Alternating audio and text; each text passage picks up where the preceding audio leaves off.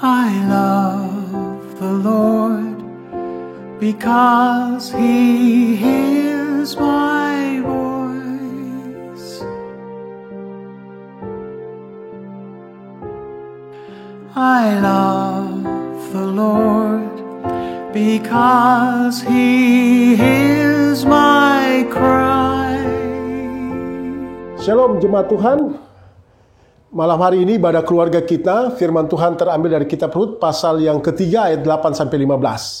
Firman Tuhan ini berbicara tentang pendekatan Rut terhadap Boaz, di mana Boaz adalah seorang yang dianggap sebagai keluarga yang dekat, yang patut bertanggung jawab atas keluarga Naomi dan terhadap Rut saat ini. Dan karena itu, berdasarkan saran daripada Naomi, ia mendekati Boaz.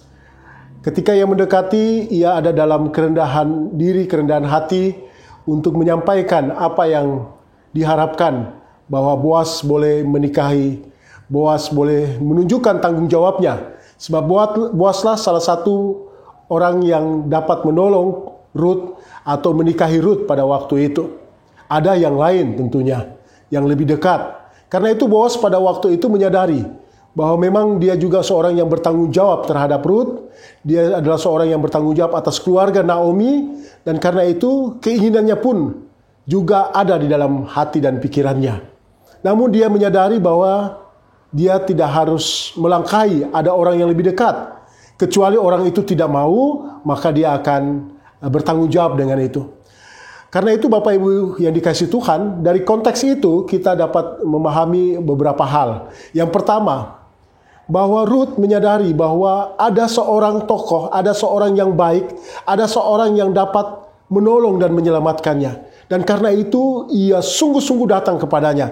Ia sungguh-sungguh datang untuk meminta pertolongan agar dia diselamatkan. Apapun yang boleh dilakukan oleh Boaz terhadap dirinya demi menyelamatkan kehidupannya, tentu ia penuh kerelaan dan penyerahan diri. Itu menjadi gambaran dari konteks itu. Yang kedua, konteks yang kedua, bahwa Boaz juga adalah orang yang menyadari tanggung jawabnya. Dan dia mengenal siapa Rut sebagai orang yang baik. Tapi dia juga tidak ingin melangkahi aturan, ketentuan daripada hukum Levirat yang berlaku di dalam sistem Yehuda pada saat itu.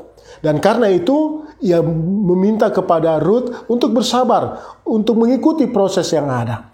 Dari dua hal konteks tadi itu, kita bisa menemukan dua hal pula yang sangat penting dalam kehidupan kita. Hal yang pertama, bahwa ketika kita menyadari bahwa hidup kita akan diselamatkan, dalam keadaan apapun dalam hidup kita, kita harus berserah dan percaya. Dan hari ini kita percaya dan sungguh bahwa hanya kepada Yesus Kristus kita tertunduk dan kita datang kepadanya di bawah kaki salibnya untuk meminta karya keselamatan. Karena itu kita tidak heran bahwa Tuhan Yesus adalah pengantin kehidupan kita. Gereja adalah bagian di mana kehidupan bersama dengan Kristus. Bapak, Ibu, dan saya adalah orang yang hidup bersama dalam satu hidup keintiman dengan Tuhan. Dan karena itu kita harus dalam keintiman itu dengan Tuhan, kita harus tunduk rela dengan kerendahan hati untuk datang kepada Dia.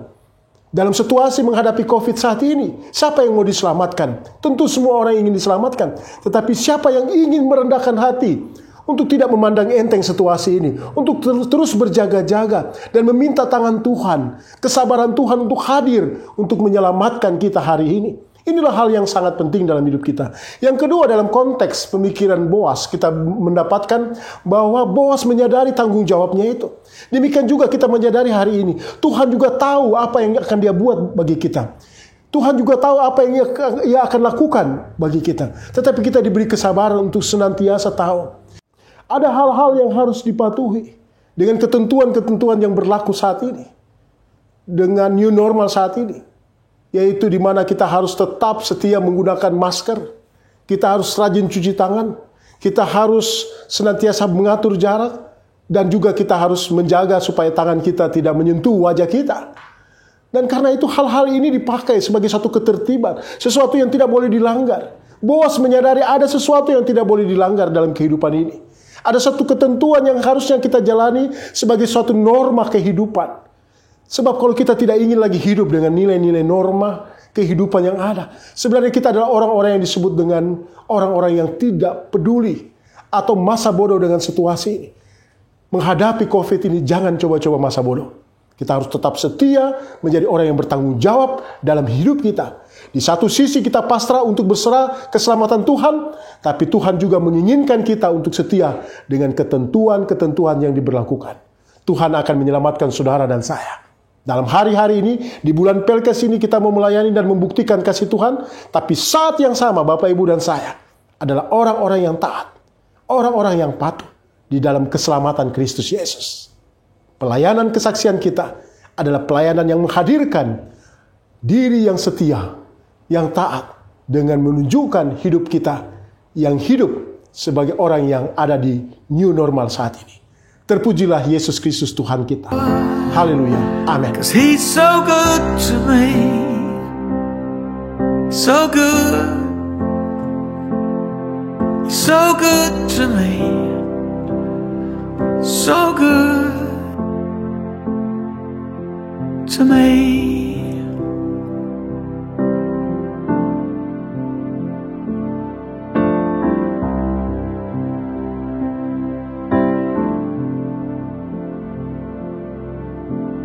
Turn to your rest, oh my soul.